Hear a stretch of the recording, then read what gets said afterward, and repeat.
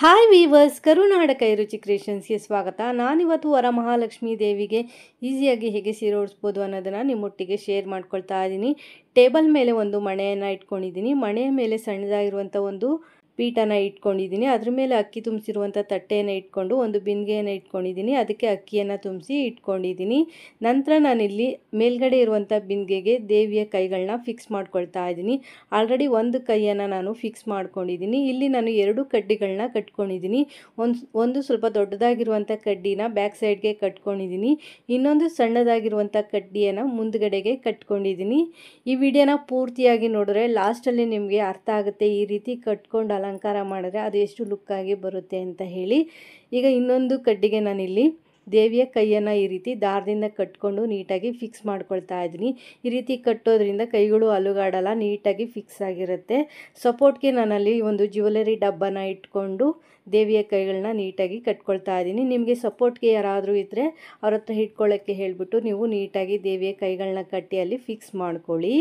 ಕಳಶದ ಬಿಂದಿಗೆ ಮತ್ತು ಕೈಗಳಿಗೆ ನಾನು ಬ್ಲೌಸ್ ಪೀಸಿಂದ ಇವಾಗ ಕವರ್ ಮಾಡ್ಕೊಳ್ತಾ ಇದ್ದೀನಿ. ಬ್ಲೌಸ್ ಪೀಸನ್ನು ಮಧ್ಯಭಾಗಕ್ಕೆ ಫೋಲ್ಡ್ ಮಾಡ್ಕೊಳ್ಳಿ. ಬಿಂದಿಗೆ ಎಷ್ಟು ಅಗಲ ಬರುತ್ತೆ ಅಷ್ಟು ಅಗಲಕ್ಕೆ ಬ್ಲೌಸ್ ಪೀಸನ್ನು ಫೋಲ್ಡ್ ಮಾಡಿಕೊಂಡು ಬಿಂದಿಗೆಗೆ ಕಳಶದ ಬಿಂದಿಗೆಗೆ ಒಂದು ಸುತ್ತು ತೊಗೊಂಡು ಬಂದು ಬ್ಯಾಕ್ ಸೈಡಲ್ಲಿ ನಾವು ಬಟ್ಟೆ ಪಿನ್ನನ್ನು ಸೇರಿಸ್ಕೋಬೇಕು.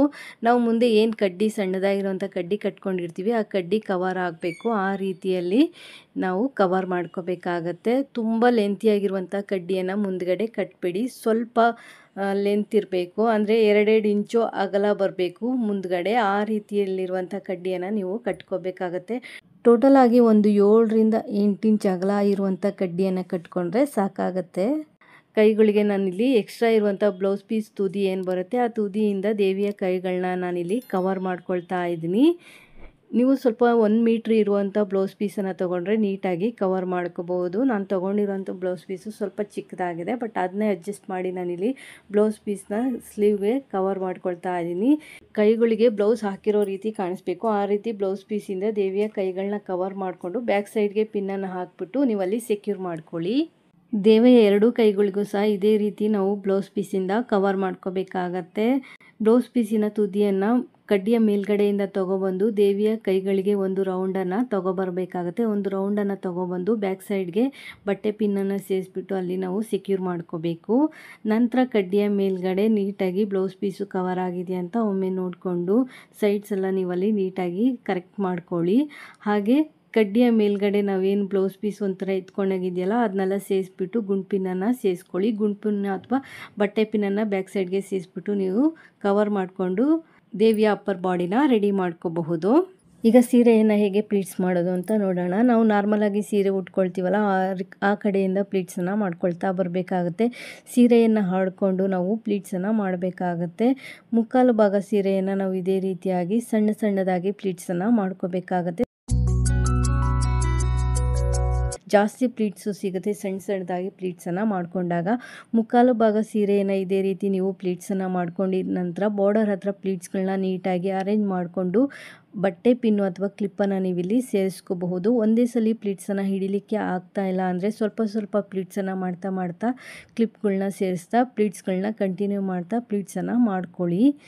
ನಾನೀಗ 2 ಬಾರ್ಡರ್ ಹತ್ರ ಪ್ಲೀಟ್ಸ್ಗಳನ್ನ ನೀಟಾಗಿ ಅರೇಂಜ್ ಮಾಡಿಬಿಟ್ಟು ಕ್ಲಿಪ್ಗಳನ್ನ ಸೇರಿಸ್ಕೊಂಡಿದ್ದೀನಿ. ಹಾಗೆ ಮಧ್ಯಭಾಗದಲ್ಲೂ ಸಹ ಪ್ಲೀಟ್ಸ್ಗಳನ್ನ ನೀಟಾಗಿ ಅರೇಂಜ್ ಮಾಡಿಕೊಂಡು ನಾವಿಲ್ಲಿ ಕ್ಲಿಪ್ಪನ್ನು ಸೇರಿಸ್ಕೋಬೇಕಾಗುತ್ತೆ.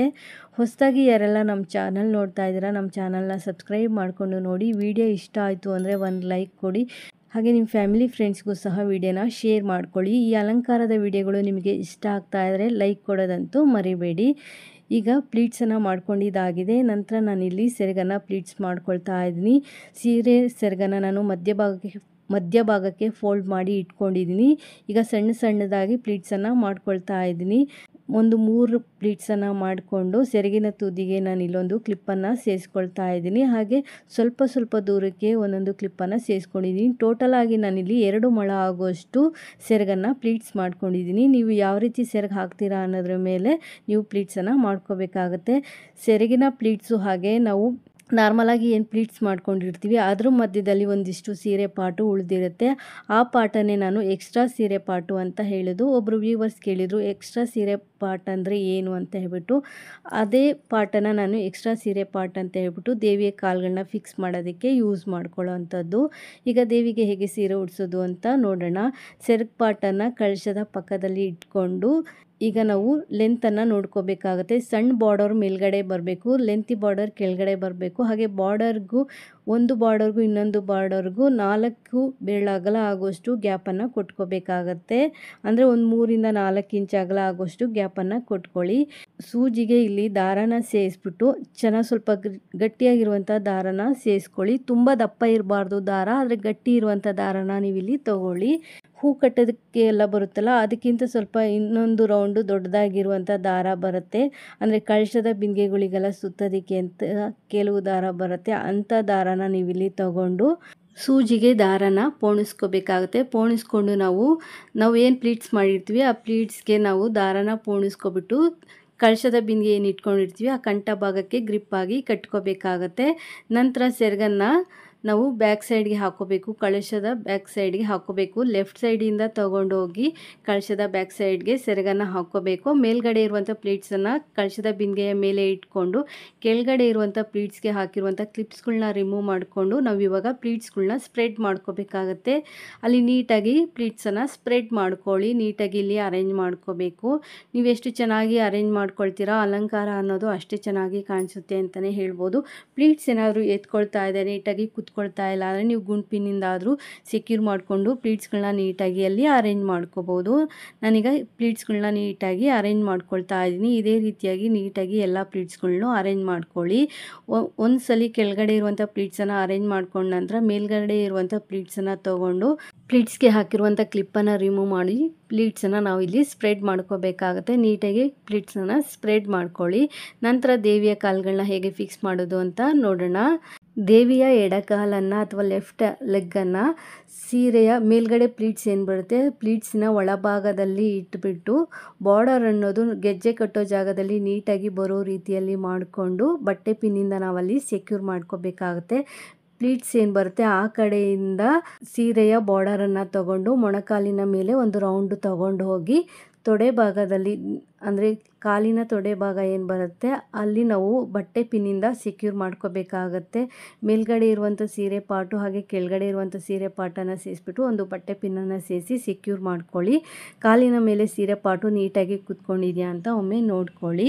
ನಂತರ ಇನ್ನೊಂದು ಕಾಲನ್ನು ಹೇಗೆ ಫಿಕ್ಸ್ ಮಾಡೋದು ಅಂತ ನೋಡೋಣ. ದೇವಿಯ ಬಲಗಾಲನ್ನು ನಾವು ಎಕ್ಸ್ಟ್ರಾ ಸೀರೆ ಪಾಟ್ ಅಂತ ಏನು ಬಿಟ್ಕೊಂಡಿರ್ತೀವಿ ಅದರೊಳಗಡೆ ದೇವಿಯ ಕಾಲನ್ನು ಇಟ್ಬಿಟ್ಟು ದೇವಿಯ ಕಾಲಿಗೆ ಒಂದು ಸುತ್ತು ಸೀರೆಯನ್ನು ತಗೊಬರ್ಬೇಕಾಗುತ್ತೆ. ಬಾರ್ಡರ್ ಅನ್ನೋದು ಗೆಜ್ಜೆ ಕಟ್ಟೋ ಜಾಗದಲ್ಲಿ ನೀಟಾಗಿ ಬರೋ ರೀತಿಯಲ್ಲಿ ಮಾಡಿಕೊಂಡು ಬಟ್ಟೆ ಪಿನ್ನಿಂದ ನಾವಲ್ಲಿ ಸೆಕ್ಯೂರ್ ಮಾಡ್ಕೋಬೇಕಾಗುತ್ತೆ. ನಂತರ ಪ್ಲೀಟ್ಸ್ ಸೈಡ್ ಏನು ಬರುತ್ತೆ ಆ ಕಡೆಯಿಂದ ದೇವಿಯ ಮೊಣಕಾಲಿನ ಮೇಲೆ ಸೀರೆಯ ಬಾರ್ಡರ್ ಬರಬೇಕು. ಆ ಬಾರ್ಡರ್ ಬರೋ ರೀತಿಯಲ್ಲಿ ಮಾಡಿಕೊಂಡು ಅಲ್ಲಿ ಸೀರೆ ಪಾಟ್ ಏನು ರಿಂಕಲ್ಸ್ ಥರ ಇದೆ ಅವನ್ನೆಲ್ಲ ನಾವು ಸೈಡ್ಗೆ ಹಾಕೋಬೇಕು ಅಥವಾ ಕಳಶದ ಹಿಂಭಾಗಕ್ಕೆ ಸೇರಿಸ್ಕೊಂಡು ಅಲ್ಲಿ ದೇವಿಯ ತೊಡೆ ಭಾಗಕ್ಕೆ ಅಥವಾ ಏನು ನಾವು ಕಾಲಿಟ್ಕೊಂಡಿರ್ತೀವಿ ಆ ಕಾಲಿನ ತುದಿಗೆ ಬಟ್ಟೆ ಪಿನ್ನಿಂದ ನಾವಲ್ಲಿ ಸೆಕ್ಯೂರ್ ಮಾಡ್ಕೋಬೇಕು.